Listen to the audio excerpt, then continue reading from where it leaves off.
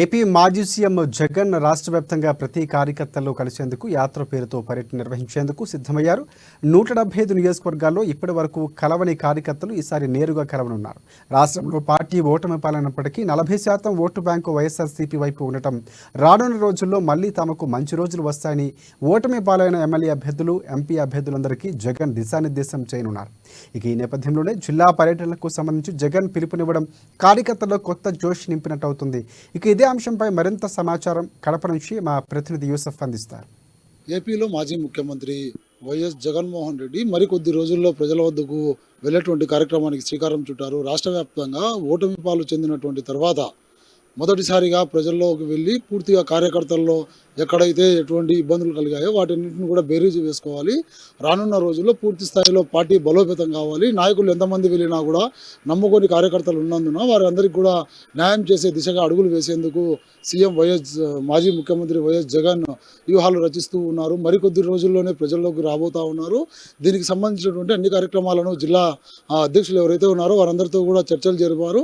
175 నియోజకవర్గాల్లో ఎక్కడైతే ఓటమి పాలు చెందామో అక్కడ ఆ ఓటమి గల కారణాలు ఏంటి, నాయకులందరూ కూడా సమిష్టిగా కృషి చేయలేదన్నటువంటి ఒక వాదన వినపడతా ఉన్నటువంటి నేపథ్యంలో కార్యకర్తలు కూడా ఈసారి తమ ఓటు వరకే వారి యొక్క ఓటును వినియోగించుకున్నారు.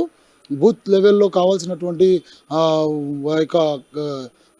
ఏర్పాట్లను చేయలేకపోయారన్నటువంటి విమర్శల నేపథ్యంలో వీటన్నిటిని కూడా ఫీడ్బ్యాక్గా తీసుకున్నటువంటి వైఎస్ జగన్ రానున్న రోజుల్లో పూర్తిగా అటువంటి వాటికి తావు లేకుండా నాయకుల మధ్య సమన్వయం ఏర్పరచడంతో పాటు పార్టీ పిలుపునిస్తే ఏ కార్యక్రమానికి అయినా కూడా సిద్ధం కావాలి. అది ఎంతటి కార్యక్రమం అయినా సరే ప్రభుత్వం చేసేటువంటి ప్రతి కార్యక్రమం పైన వాటి యొక్క అవినీతి లోతుపాతులను ఎప్పటికప్పుడు పరిశీలించాలి. వాటిపైన ఎదురుదాడి చేసేందుకు సిద్ధంగా ఉండాలి. అన్ని జిల్లాల్లో కూడా మమేకమై కార్యకర్తలు ముందుకు కొనసాగాలి. వాటికి కావాల్సినటువంటి కార్యాచరణతో పాటు ఫైనాన్షియల్ మ్యాటర్స్ ఏవైతే ఉన్నాయో అవన్నీ కూడా సెటిల్ చేసేందుకు రంగం సిద్ధం చేశారు.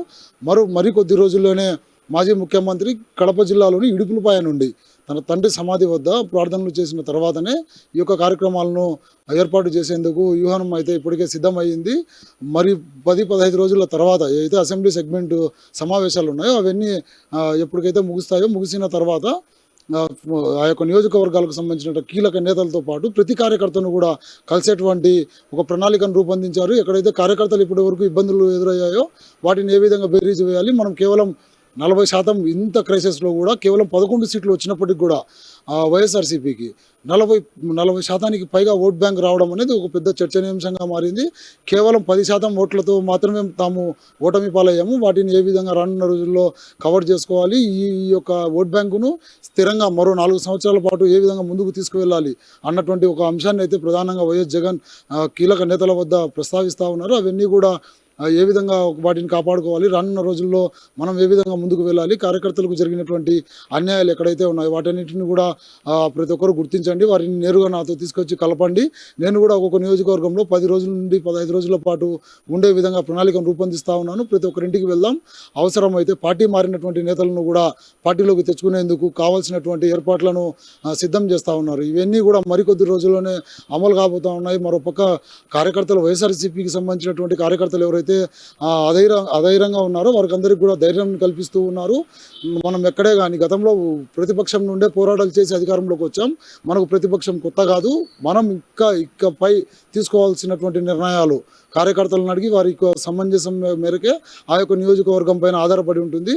వారి సలహాలను ఖచ్చితంగా అమలు చేస్తామని చెప్పేసి మాజీ ముఖ్యమంత్రి వైఎస్ జగన్ తెలుపుతున్నట్లుగా వైఎస్ఆర్సీపీ వర్గాలు తెలియజేస్తూ ఉన్నాయి. ఇవన్నీ కూడా ఒక పందాలో ముందుకు కొనసాగినట్లయితే రానున్న రోజుల్లో ఖచ్చితంగా అధికారం వైసీపీ చేయబడుతుందన్నటువంటి ధీమాల్లో కూడా నాయకులందరూ కూడా ఉన్నారు. అదే జోష్ను ఇప్పటి నుండి కార్యకర్తలు ఆ జోష్ను నింపేందుకు వైఎస్ జగన్ వ్యూహాలు అయితే రచిస్తూ ఉన్నట్లుగా చెప్పవచ్చు. కెమెరా పర్సన్ రంగాతో యూసఫ్, అమ్మా న్యూస్, ఏపీ నుండి.